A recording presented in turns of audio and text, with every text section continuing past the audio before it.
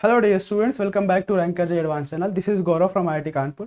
आप लोगों का जेईई मेन का एग्जाम ओवर हो चुका है एंड आई होप आप लोगों ने बहुत अच्छा किया है और अब आप लोग अपने अगले पड़ाव यानी जेईई एडवांस के लिए जोर शोर से लग गए होंगे। सो इस चैनल पे आपको जेईई एडवांस से रिलेटेड सारे कंटेंट्स मिलेंगे, सारे सब्जेक्ट यानी फिजिक्स, केमिस्ट्री, मैथमेटिक्स तीनों के ही कंटेंट आपको स्पेशली जेईई एडवांस ओरिएंटेड आपको यहाँ पे कंटेंट्स देखने को मिलेंगे। सो आज आप देख सकते हैं मैं एक प्रॉब्लम लेके आया हूँ जो कि एज सच बहुत ही रिसेंटली आया हुआ है जेईई एडवांस के पेपर में। और आप जब इस प्रॉब्लम को देखेंगे तो बहुत सारे लोग उसके जो ऑप्शंस हैं या फिर क्वेश्चन का फ्रेम जो है उसको देख के ही छोड़ देते हैं। ठीक है, वो अपने आप में एक अच्छा क्वेश्चन माना जाता है। तो इस क्वेश्चन के साथ आप लोग क्वेश्चन तो सॉल्व करेंगे ही और साथ ही साथ कुछ 2-3 नए कॉन्सेप्ट जो इनमें इन्वॉल्व हैं, जो इंपॉर्टेंट है इसके लिए, इस क्वेश्चन को सॉल्व करने के लिए, वो भी हम लोग सीखेंगे यहाँ पे। जैसा कि यहाँ पे दिया हुआ है कि आपको एक डी एरिथ्रोज का स्ट्रक्चर दे दिया गया है। ठीक है, ये डी एरिथ्रोज का स्ट्रक्चर दिया हुआ है और उसके बाद बोल रहा है कि ये कुछ और ऑप्शन दिए हुए हैं और इनमें क्या क्या रिलेशन, मतलब कॉलम ए और कॉलम बी में क्या क्या रिलेशन है, आप लोग मिला के यहाँ पे करेस्पॉन्डिंग ऑप्शंस को टिक करना है। आपको सिंगल करेक्ट ऑप्शन था ये। ठीक है, तो यहां से सबसे पहले तो आपको जो कॉन्सेप्ट इसमें इन्वॉल्व है कि आपको फिशर प्रोजेक्शन आना चाहिए, कैलकुलेट या फिर नॉमेनक्लेचर फिशर प्रोजेक्शन का आना चाहिए कि जो दो सेंटर है यहाँ पे स्टीरियो सेंटर्स हैं उनका आपको नॉमेनक्लेचर पहली बात तो आना चाहिए। दूसरी बात ये कि आपको जब इनमें और इसमें रिलेशन निकालना है कि ये पर्टिकुलर मॉलिक्यूल और PQRS में क्या रिलेशन है, उसके रिगार्डिंग आपको ऑप्शन सेलेक्ट करना है। तो आपको इनमें रिलेशन आना चाहिए। अगर आप लोगों ने एक वीडियो नहीं देखा, मैंने एक रैंकर जेईई चैनल पे एक वीडियो अपलोड किया है स्टीरियो केमिस्ट्री का प्रोजेक्शन। ठीक है, प्रोजेक्शंस ऑफ स्टीरियो केमिस्ट्री। तो उसमें मैंने सिखाया हुआ है कि कैसे आप वेज डैश से सॉहर्स और सॉहर्स से न्यूमैन और फिशर प्रोजेक्शन में आप लोग जा सकते हैं। ठीक है, बेसिकली वहां पे इंटर कन्वर्जन और भी बहुत सारे कंटेंट है, लेकिन उस वीडियो में मैंने बहुत अच्छे से इसको एक्सप्लेन किया है। आप लोग अगर नहीं देखें तो उसको समझ सकते हैं वहां जाके। ठीक है, तो आपको बेसिकली ये इनमें रिलेशन या फिर इंटर कन्वर्जन आपको आना चाहिए। और कुछ और कॉन्सेप्ट्स हैं जो हम आगे बाय द टाइम क्वेश्चन के साथ साथ हम लोग सीखेंगे। तो पूछ रहा है कि भाई एक तुम्हें ये कंपाउंड दे दिया गया है और इसमें और दिए हुए कंपाउंड्स में क्या रिलेशन है, आपको ऑप्शन सेलेक्ट करना है। ये जो फालतू सी चीजें हैं ये आपको बस भड़काने के लिए है, गुमराह करने के लिए, बाकी आपको इसमें से रिलेशन ही ढूंढना है। तो ऐसे केस में मैं जब रिलेशन, मेरा जो पर्सनल पॉइंट ऑफ व्यू है कि जब आपको दो डिफरेंट कॉन्फ़िगरेशंस दिए होते हैं, ठीक है, प्रोजेक्शंस दिए होते हैं, तो बेहतर यही होता है कि आपको या तो आप इसको इसमें कन्वर्ट कर लीजिए सॉहर्स में, फिशर को सॉहर्स में कन्वर्ट कर लीजिए, या फिर सॉहर्स को आप फिशर में कन्वर्ट कर सकते हैं। मेरा पर्सनल पॉइंट ऑफ व्यू है कि मैं सारे कन्फर्मेशन, सारे जो कॉन्फ़िगरेशंस हैं या फिर प्रोजेक्शन है, उनको सबको मैं फिशर में ही ले जाता हूं। मुझे आसानी होती है और आई होप कि आपको भी आसानी होगी, क्योंकि यहां पे RS नॉमेनक्लेचर कैलकुलेट करना टफ होगा एज कंपेयर टू यहां पे RS नॉमेनक्लेचर कैलकुलेट करना। अब अगर आप करेंगे तो आपको ऑटोमेटिकली पता चलेगा। आइए हम लोग इस क्वेश्चन में चलते हैं। बोलता है कि पहले तो मैं कहूंगा कि इनको आप अपने फिशर में कन्वर्ट करिए। तो फिशर में कन्वर्ट करने के लिए सबसे अच्छा तरीका मैंने वहां पे वीडियो में समझाया है कि आपको जो है कॉन्फ़िगरेशंस को ऐसे डबल वाई फॉर्म में लाना है। क्या लाना है? डबल वाई फॉर्म में लाना है। ठीक है, अब पहली बात तो ये हो गई। दूसरी बात ये हो गई कि जो यहां पे आप देख सकते हैं, ये जो है इसको हम लोग कार्बन सेंटर 1 बोलते हैं। ठीक है, इसको हम लोग कार्बन सेंटर 1 बोलते हैं और हम लोग बेसिकली ये जो सेंटर है उसको यहां वाला, इस वाले सेंटर को हम लोग लेते हैं। ठीक है, मतलब अगर यहाँ पे कुछ इस तरह से कॉन्फ़िगरेशन है कि ये CH2OH है, यहाँ OH है, ये OH है, ये CHO है, HH, तो हम लोग ये जो सेंटर है इसको हम लोग इसको कंसीडर करेंगे। ठीक बात है। तो क्या होता है कि अगर आपको यहां से लेना है, मतलब आपको जो पहला सेंटर, पहला कार्बन है उसको यहां लाना है और उसको यहां लाने के लिए आपको यहां से थोड़ा सा चेंज करना पड़ेगा। क्या चेंज करना पड़ेगा? ये राइट साइड में आपको लेफ्ट में लाना पड़ेगा। मतलब जो भी मॉलिक्यूल्स हैं, ये जो सेंटर है ये नीचे आना है, पहले कार्बन पे आना है, तो ये सारे के सारे राइट साइड में, आपको चाहिए लेफ्ट साइड में, तब आप कन्वर्ट कर पाओगे। ठीक है, मतलब ये जितने भी हैं, ये जितने भी लेफ्ट राइट साइड में, इनको आपको पहली बात तो पूरे मॉलिक्यूल को ही ऐसे पकड़ के 180 डिग्री घुमा देना है। ऐसा करने में इस मॉलिक्यूल में कोई चेंज नहीं आएगा, कोई भी चेंज नहीं आएगा, ना वेज बॉन्ड डैश पे जाएगा ना डैश बॉन्ड। आप बेसिकली प्लेन में घुमा रहे हैं इसको। ठीक है, प्लेन में घुमा रहे हैं इसको, प्लेन में रोटेट कर रहे हैं ऐसे, तो मॉलिक्यूल में कोई चेंज नहीं आएगा। ठीक बात है। मतलब जैसे हम लोग क्या करते हैं 180 डिग्री, एक को फिक्स करके जब रोटेट करते हैं तो बेसिकली बॉन्ड्स ऑपोजिट में जाते हैं, 180 डिग्री रोटेट करते हैं। लेकिन यहाँ पे हम ऐसा नहीं कर रहे, हम इस पूरे मॉलिक्यूल को ऐसे रोटेट कर रहे हैं, इसमें हम सिर्फ और सिर्फ प्लेन से खेल रहे हैं। ठीक बात है। तो यहाँ से जब इसको हम घुमाएंगे ऐसे 180 डिग्री तो कहाँ आ जाएगा, ये जो प्लेन वाले में चेंज होगा। अगर ये प्लेन में नीचे की तरफ झुका हुआ है तो ये घूम के जब इधर की तरफ जाएगा तो ये ऊपर की तरफ चला जाएगा, और ये बॉन्ड तो एज इट इज रहेगा। और जब वो वहां CHO ऊपर है तो ये CHO ऐसे नीचे की तरफ आ जाएगा, यहाँ CH2OH आ जाएगा। ठीक है, यहाँ से देख लो, ये CH2OH यहाँ चला गया और ये घूम के यहाँ आ गया। यही किया मैंने, मैं यहाँ पे P की बात कर रहा हूँ, अब क्या होगा, अब जो ये कॉन्फ़िगरेशन है बिलो द प्लेन और एबव द प्लेन, ये चेंज नहीं होंगे। क्यों चेंज नहीं होगी, ये प्लेन से हम सिर्फ और सिर्फ प्लेन में चेंज कर रहे हैं। अब यहाँ से देखो, इस वाला जो CH2OH जो लगा हुआ है उस वाले कार्बन पे OH पीछे था, तो यहाँ पे हम लोग OH पीछे ही लगाएंगे, उसमें कोई चेंज नहीं होगा।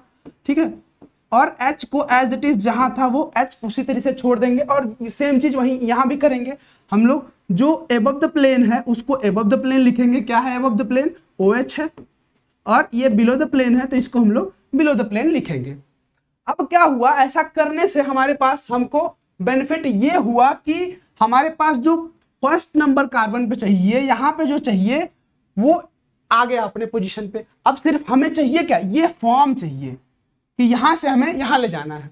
अब यहां से वहां ले जाना है मतलब ये वाई फॉर्म तो है ही है। अगर आप ध्यान से देखो तो ये दो बॉन्ड ऐसे ऊपर की तरफ है और एक प्लेन में है।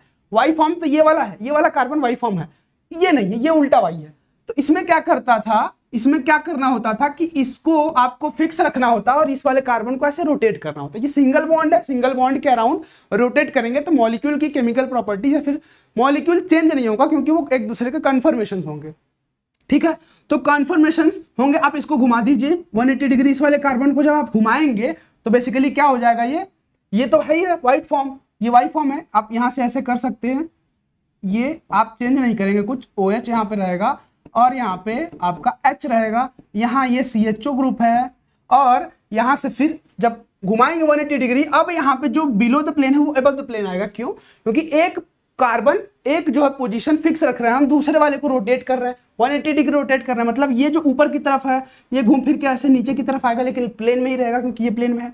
ये जो है ये बिलो द प्लेन है वो आ जाएगा अबव द प्लेन। अब जब बिलो द प्लेन है तो वो आएगा अबव द प्लेन। हम इसको ऐसे लिखेंगे कि ये हो जाएगा आपका OH, और यहाँ पे ये जो अबव द प्लेन था H वो चला जाएगा बिलो द प्लेन। ठीक है, यहाँ से ये CH2OH। अब ये डबल वाई फॉर्म है। अब इसको हम लोग करते क्या है, इन दोनों कार्बन को, ये जो प्लेन वाले बॉन्ड है इनको पकड़ के ऐसे फैला देते हैं, और जो अबव द प्लेन है उनको राइट में लिखते हैं, जो बिलो द प्लेन है उनको लेफ्ट में लिखते हैं। तो ऐसे में अगर हम फिशर प्रोजेक्शन इसका ड्रॉ करें तो हमें कुछ इस तरह से मिलेगा। यहाँ से CHO ग्रुप ऊपर जाएगा और CH2OH ग्रुप नीचे आएगा। ठीक है, ये चीज। अब OH देखो यहाँ पे, ये जो ऊपर वाला कार्बन है इसके OH राइट में आएगा, ये भी उसी तरीके से अबव द प्लेन है, ये यहाँ और ये यहाँ। आपको एक स्टीरियो, ये जो फिशर प्रोजेक्शन है इसका, इस वाले का P का फिशर प्रोजेक्शन आपको मिल गया है। अब इसमें और जो पहले जो स्ट्रक्चर एक दिया हुआ फिशर प्रोजेक्शन में, उसमें रिलेशन बताना है आपको। तो आप देख लो क्या दिया, ये दिया हुआ था, यही तो दिया हुआ था ना, ये दिया हुआ है, ये देख लो पीछे इधर आके। अगर यहां से जो स्ट्रक्चर आपको दिया हुआ है यहां से अगर देखना चाहो तो ये देखो, ये CHO उधर और 2 OH राइट साइड में और CH2OH। CHO ऊपर की तरफ, 2 OH राइट साइड में और एक CH2 नीचे की तरफ। इसमें और इसमें आपको रिलेशन बताना है। तो अगर आप देखो ध्यान से तो क्या ये दोनों मॉलिक्यूल आइडेंटिकल नहीं है, ये दोनों मॉलिक्यूल तो आइडेंटिकल ही है ना। ठीक है, मतलब जो P वाला है, P का हमें मिलाना है किससे, जो कि आइडेंटिकल है 2, P को मिलाना हमें 2 से। ठीक बात है। और फिर उसके बाद अब आ जाओ इसमें बात करते हैं, जो हमारा Q है अब हम उसमें बात करेंगे। Q रहा ये भी वही सेम चीज है। यहाँ पे इस वाला, ये वाला कार्बन हमें लेफ्ट में चाहिए ना, इसको भी तुरंत रोटेट करो पूरा इधर आ जाए, और ताकि हम लोग CH2 जब इसको फिशन में कन्वर्ट करें तो CHO अपना ऊपर की तरफ जा सके, हम लोग कंपैरिजन कर सके। तो इसको जब घुमाओगे ऐसे तो ये बॉन्ड कैसा होगा, ऐसे प्लेन में ही रहेगा, ये ऊपर की तरफ है तो ये घूम के आएगा, तो ये CH2OH कुछ इस तरह से हो जाएगा। यहाँ ये भी ऊपर की तरफ है, ये भी घूम के आएगा तो ये इस तरह से CHO हो जाएगा, है ना। ये ऐसे घुमाओगे जब तो ये सारे ग्रुप ऊपर चले जाएंगे, ये दोनों नीचे आ जाएंगे, तो कुछ इस तरह से हो जाएगा मॉलिक्यूल। अब जो इनमें चेंज कुछ होना है नहीं, तो ये CHO वाले हैं, यहाँ पे देखो जो OH है वो बिलो द प्लेन है, जो H है वो अबव द प्लेन है, ठीक है। और उसी तरीके से यहाँ भी देख लो, जो जहाँ है उसको वहीं पे लगा दो ऐसे, ये OH अबव द प्लेन और यहाँ पे H जो है बिलो द प्लेन। अब ये तो डबल वाई फॉर्म में है ही, इसमें कुछ रोटेट करने की जरूरत है नहीं, मतलब हम इसको ऐसे फैला के लिखेंगे, ये कार्बन 1 है, ये कार्बन 2 है, और इसको हम कुछ इस तरह से लिख सकते हैं। यहाँ देखो CH2OH है, ठीक है, और यहाँ CHO है, OH एबव द प्लेन है, मतलब इस वाले का, ये CH2OH वाला OH ये एबव द प्लेन मतलब राइट में आएगा, और यहाँ कुछ इस तरह से देख लो H ये। अब इस वाले मॉलिक्यूल का किसके साथ रिलेशन, तुम्हारा जो वहां पर क्वेश्चन में दिया हुआ है उस वाले मॉलिक्यूल के साथ रिलेशन बताना है, ये कुछ इस तरह से CH2OH। इन दोनों में आपको रिलेशन बताना है, बेसिकली इन दोनों में रिलेशन बताना है, ठीक है, यही करना है। अब आप देख सकते हैं कि अगर आपको यहां से एक ट्रिक पता हो, जो कि मैंने पहले ही जो मैं वीडियो की बात कर रहा था आपको, उसमें अगर आपने देखा हुआ है तो आपको पहले ही मैं बता दूं कि अगर आपको ये कुछ इस तरह से कॉन्फ़िगरेशन दिया है, ये स्पेशली 2 कार्बन सेंटर जो कायरल होते हैं, तो उस केस में हम लोग अप्लाई करते हैं। मान लो हमने कुछ चेंज किया इस मॉलिक्यूल में, जिसका एक स्टीरियो सेंटर उसका कॉन्फ़िगरेशन R ही रहा, लेकिन दूसरा वाला चेंज हो गया, तो ये दोनों एक दूसरे के डायस्टीरियो आइसोमर होंगे, ठीक बात है। उसी तरीके से कुछ हमने ऐसा किया कि ये दोनों ही रिवर्स हो, दोनों ही चेंज हो गए एक दूसरे में, मतलब ये R था, हमने ऐसा कुछ किया कि एक ही सेंटर चेंज हुआ, एक नहीं चेंज हुआ, तो ये एक दूसरे के डायस्टीरियोमर हुए, ठीक है, ये ट्रिक है, डायस्टीरियोमर होते हैं। उसी तरीके से अगर हमने कुछ ऐसा कर दिया इस मॉलिक्यूल के साथ छेड़छाड़ कि इसके दोनों ही चेंज हो गए, ये देखो इस वाले से मैं कंपैरिजन कर रहा हूं, इसके R था S हो गया, S था R हो गया, तो ये दोनों एक दूसरे के इनन्सियोमर्स कहे जाते हैं। उसी तरीके से ये साइकिल चलती रहती है, आपको कुछ इंटरेस्टिंग चीज मिलेगी ट्रिक की तरह।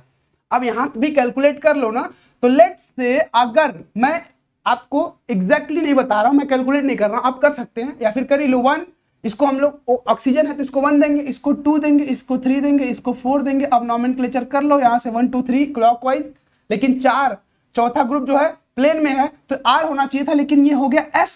और इसकी बात कर लो 1, और यहां से अगर बात कर लो तो ये 2 हो जाएगा, ये 3 हो जाएगा और ये 4 हो जाएगा। अब ये हो जाएगा तुम्हारा ये भी क्लॉकवाइज, ठीक बात है, सही है ना। यहां से ये 1 हो जाएगा, इस वाले इसके लिए हम लोग 1 देंगे। इसके अगर बात करें तो इसके साथ कार्बन जुड़ा हुआ, यहाँ पे कार्बन जुड़ा हुआ, इसके साथ ऑक्सीजन जुड़ा हुआ, इसके साथ ऑक्सीजन जुड़ा हुआ, इसके साथ अगला नहीं, इसको 2 देंगे, हम इसको 2 देंगे और इसको 3 देंगे। तो ये हमारा कुछ इस तरह से आएगा कॉन्फ़िगरेशन, कुछ यहाँ से एंटी क्लॉकवाइज आएगा, लेकिन चौथा वाला प्लेन में है तो ये क्लॉकवाइज हो जाएगा और हमें R देगा कॉन्फ़िगरेशन। अब इसमें कैलकुलेट करोगे तो कुछ उल्टा आएगा, नहीं तो देख लो 1 2 और यहाँ से 3, तो ये क्या है, क्लॉक एंटी क्लॉकवाइज होना चाहिए था, S होना चाहिए था, लेकिन होगा क्या, R होगा, क्योंकि ये चौथा प्लेन में है, तो यहाँ से ये R हो गया। आप देख सकते हो, ठीक है, एक दूसरे से क्या हो गया, चेंज हो गया। पहला वाला तो चेंज हो गया, दूसरा वाला, अब इसकी हम बात करें तो 1 इसको, 2 इसको और 3 इसको, 1 2 3 1 2 3 1 2 3 क्या होना चाहिए था, S होना चाहिए था, लेकिन ये R है, ठीक है। क्यों, क्योंकि चौथा वाला ग्रुप कैसे है, चौथा वाला ग्रुप प्लेन में है, तो ये रिवर्स हो जाएगा, S होना चाहिए था ना। 1 2 1 ऑक्सीजन, दूसरा वाला अगर हम कार्बन की बात करें, यहाँ भी कार्बन है, उसके बाद ऑक्सीजन है, इसके पास भी ऑक्सीजन है, उसके बाद इसके पास कार्बन, इसके पास हाइड्रोजन है, तो ये एक दूसरे में ऐसे देख सकते हो, ये एंटी क्लॉकवाइज हो रहा, S होना चाहिए, लेकिन ये 4 प्लेन में है तो ये R भी हो जाएगा। तो आप देख सकते हो कि ये दोनों एक दूसरे में क्या है, ये एक R है, S है ना, जो कि चेंज हो गया R में, R वाला चेंज नहीं हुआ है S में। तो ऐसे केस में हम लोग बोले थे कि ये डायस्टीरियोमर होगा, मतलब ये जो Q है, Q डायस्टीरियोमर के है, किसके साथ, जो पहला वाला स्ट्रक्चर दिया हुआ है। और P है, P क्या दिया हुआ, P तो आइडेंटिकल है ना, मतलब हमने यहाँ पे चार्ट थोड़ा सा बनाया हुआ था कि P जो है, P के साथ हमने 2 को मिला क्योंकि आइडेंटिकल है, और Q को बोला कि ये डायस्टीरियोमर है, जो Q है उसको हमने 1 में मिला दिया। अच्छा, 2 तुमने सॉल्व कर लिया है, अब ऑप्शन क्यों नहीं चेक करते। अगर ऑप्शन चेक करोगे तो कुछ आपको आइडिया मिलेगा कि भाई कुछ ऑप्शन सेपरेट आउट हो जाते हैं। जैसे मैंने बोला था कि P के साथ 2 मिला है और Q के साथ 1 मिला है। अगर ऐसी बात कई सारे ऑप्शन में मैच करती है तो फिर हम आगे वालों को सॉल्व करेंगे, अगर नहीं मैच करती तो हमारा काम यहीं से हो जाएगा, टाइम बचाना है ना हमें। तो ऐसे अगर P का 2, एक यहाँ, एक यहाँ और एक यहाँ, ठीक है, मतलब ये वाला ऑप्शन बाहर हो गया, देखा आपने, ये वाला ऑप्शन बाहर हो गया। अब Q का 1 चाहिए हमें, Q का 1, यहाँ देखो 3 है, ये बाहर हो गया। यहाँ देखो Q3 है, ये भी बाहर होगा, ये पहले से ही बाहर था, मतलब हमारा ऑप्शन ये रहा, ठीक, ये हमारा ऑप्शन रहा, ये दोनों ही मैच किए, ठीक है, मतलब हमें हमारा ऑप्शन तो मिल गया सी, यहां से हमारा काम बन सकता है। लेकिन अगर आपको क्यूरियोसिटी है और क्रॉस चेक करना चाहते हैं तो फिर से वही चीज आप रिपीट करते जाएंगे, यही चीज आप आर के लिए भी करेंगे। अब देख लो आर क्या है, आर के लिए यही चीज अगर करोगे तो आर आपको मिलेगा कुछ इस तरह से, यहीं पे देख लो, जैसे यहाँ पे है, फिर इसको भी रोटेट करोगे, ये हमें पहले कार्बन पे चाहिए, ठीक है, ये हमें पहले कार्बन पे चाहिए, लेट से, हाँ, अब हम आर की बात करेंगे, ठीक है, आर की बात अगर हम करें तो इसको रोटेट करके ले आओ, ऐसे रोटेट करके ले आओगे जब, तो ये CH2OH तो जाएगा ऊपर की तरफ, भाई देखो ये पहले से ही नीचे से प्लेन में है तो नीचे से ये ऊपर उठ के जाएगा, और जो ऊपर है वो नीचे आ जाएगा CHO। अब बाकी सारे को एज इट इज लगा लो, ये OH एबव द प्लेन है और जो हाइड्रोजन है वो बिलो द प्लेन है, ठीक बात, यहाँ से, और ये जो है OH एबव द प्लेन है, यहाँ पे, यहाँ OH दोनों एबव द प्लेन है, ये OH है और यहाँ H है, ठीक है। अब ये बात हो गई, एक Y है एक उल्टा Y है, इसको रोटेट कर दो, एक वाले कार्बन को दूसरे को एज इट इज फिक्स रखो यहाँ से, और ये कुछ इस तरह से, ये CHO है, ठीक है, और ये H है, CHO नहीं, ये OH है ना, सॉरी, ये OH है, ये OH है, और यहाँ पे आपको CHO मिल जाएगा, ये आपका आ जाएगा CH2OH। अब जो एबव द प्लेन था OH, अब ये हो जाएगा आपका बिलो द प्लेन, ये OH, और जो बिलो द प्लेन था H वो आ जाएगा एबव द प्लेन, उल्टा हो जाएगा ना, ये 180 डिग्री जाएगा अपने, ये 180 डिग्री जाएगा, तो ये जो एबव बिलो द प्लेन है वो एबव जाएगा, एबव वाला बिलो आएगा, ठीक है। तो अब ये डबल वाई फॉर्म बन गया है। अब हमको सिर्फ और सिर्फ क्या लिखना है, फिशर में करना है कन्वर्ट, CHO ग्रुप इधर, ये CHO ग्रुप, ये CH2OH ग्रुप, CH2OH। अब इसका वाला OH क्या है, बिलो द प्लेन, मतलब ये लेफ्ट में होगा, कहां होगा, ये लेफ्ट में होगा, ठीक है, ये लेफ्ट में होगा, और हाइड्रोजन बचे हुए जगह पे। अब इसका वाला क्या, एबव द प्लेन है, ये OH इधर राइट में आएगा और ये हाइड्रोजन, ठीक है। इसका हमें रिलेशन बताना है किसके साथ, ये CHO, यहां OH, ये OH, CH2OH और H, इसके साथ रिलेशन बताना है अपने को। अब फिर से हम वही काम करेंगे, RS कॉन्फ़िगरेशन निकालेंगे। अब हम RS कॉन्फ़िगरेशन तो पहले ही निकाल ही चुके हैं ना, क्या हम पहले निकाल चुके हैं RS कॉन्फ़िगरेशन? अच्छा, हमने तो मिटा दिया उसको। अच्छा चलो, अगर निकालोगे RS कॉन्फ़िगरेशन तो इसका आया था S और यहां से आया था आई गेस R, ठीक है, इस वाले का आया था S। अब अगर आप निकालना चाहो तो 1 2 3 ये आना चाहिए था, नहीं 1, हाँ 2 और 3, तो इसका आना चाहिए था कुछ, चलो फिर से निकाल ही लेते हैं, याद तो नहीं है मुझे, है ना, तुरंत निकाला था मैंने। अब देखो क्या होगा, इसको नंबरिंग दोगे तुम, क्या 1 ऑक्सीजन को, ये 1 हो गया, ये 2 हो गया, ये 3 हो गया, ठीक है, और फिर उसके बाद यहाँ पे 4 हो गया, तो 1 2 3 1 2 3, ये एंटी क्लॉकवाइज है, होना चाहिए था S, लेकिन चौथे वाले की वजह से ये हो जाएगा R, ठीक है। अब फिर उसके बाद यहाँ से आ जाओ, यहाँ पे आ जाओ, इसको फिर से दोगे 1, ठीक है, इसको दोगे 2, ठीक, इसको दोगे 2, इसको दोगे 3, ये भी एंटी क्लॉकवाइज है, होना चाहिए था S, लेकिन हो जाएगा क्या R। क्या मैंने कुछ गलत किया है, क्या मैंने कुछ गलत किया है? बेसिकली क्या है, अगर आप देखो यहाँ से, फिर से मैं ड्रॉ करता हूँ, फिर से अपन नोमेनक्लेचर निकालते हैं कुछ, ठीक है। ये CHO है, यहाँ OH है, ये OH है, ये CH2OH है, ये H है और ये H, ठीक है। तो हमें क्या करना है, इनका नोमेनक्लेचर निकालना है, और निकालेंगे नोमेनक्लेचर तो एग्जैक्टली चेंज आएंगे। जैसे मैंने बोला था ना कि अगर आपके पास RS है या फिर RR है तो ये दोनों ही अगर चेंज हो गए तो ये एक दूसरे के इनेंशियोमर्स हुए। अगर ये जैसे R और R है, यहां से एक चेंज हुआ एक फिक्स रह गया, ठीक है, एक चेंज हुआ एक फिक्स रह गया, तो ये दोनों एक दूसरे के डायस्टीरियोमर हुए।